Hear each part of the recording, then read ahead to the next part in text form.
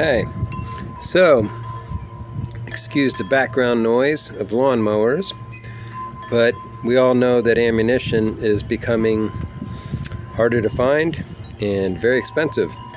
So my approach for the last few years is to try to make everything as much as possible myself. And the first thing I want to point out is these 44 mag cases have all been primed with reloaded primers.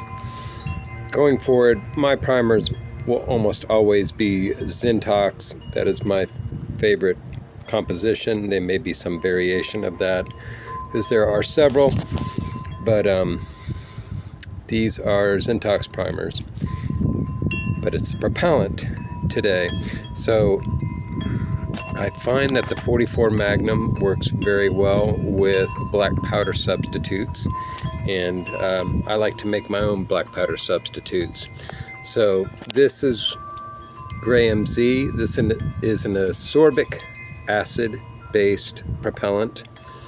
It has 25% potassium perchlorate as the oxidizer. And it's actually very similar to the composition of Alliance Blue MZ.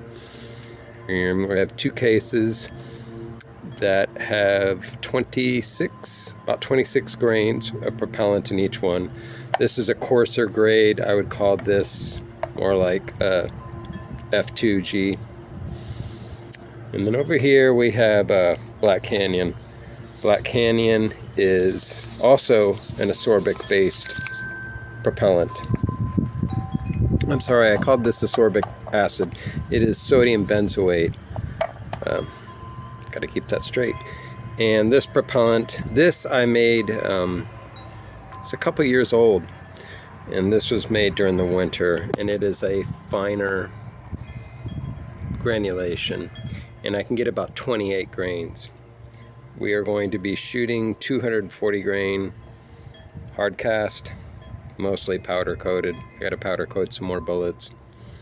The point here we want to demonstrate is what kind of performance can we get out of the 44 Magnum using black powder subs, do-it-yourself black powder subs, and keeping in mind these are going to cost me about 18 cents a piece, and mostly that is the bullet cost because I purchased these.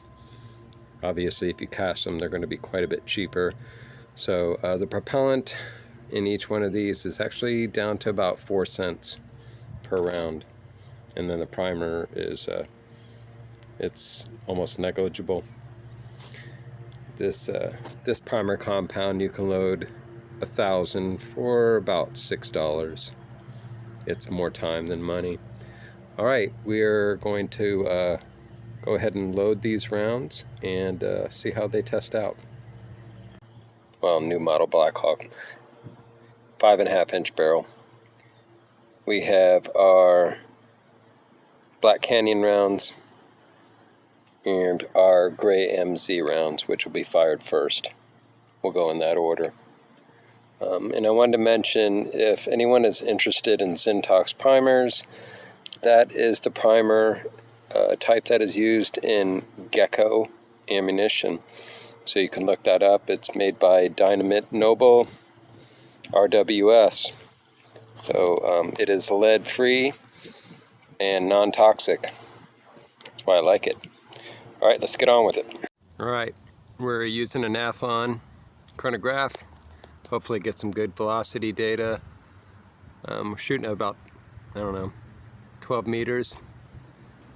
And first two rounds are going to be the Gray MZ.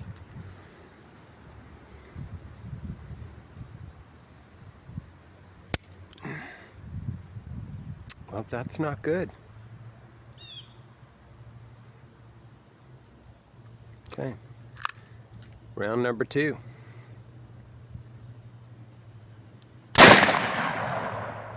Okay, 1191. I'm not sure what happened with that first round. It's either got to be a primer or propellant problem. So our next two rounds are going to be the Black Canyon.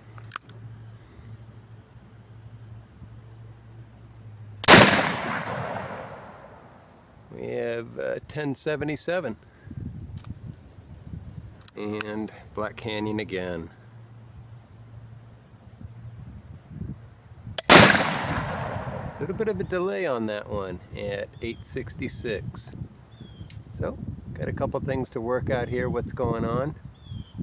I always wonder if the powder may have absorbed some water. That's a problem sometimes with black powder substitutes. Got to keep them nice and dry. So I may go back and add some desiccant to the Black Canyon and make sure that's not in it the problem, because that's a big velocity spread. But it shows you what they're capable of. I forgot to add, you might want to see how the cases look after firing. See how clean our propellant is. See if I can get you a good shot. I mean, are they as clean as smokeless? No, but they're a hell of a lot cleaner than black powder. So, yeah, not bad for $8 a pound.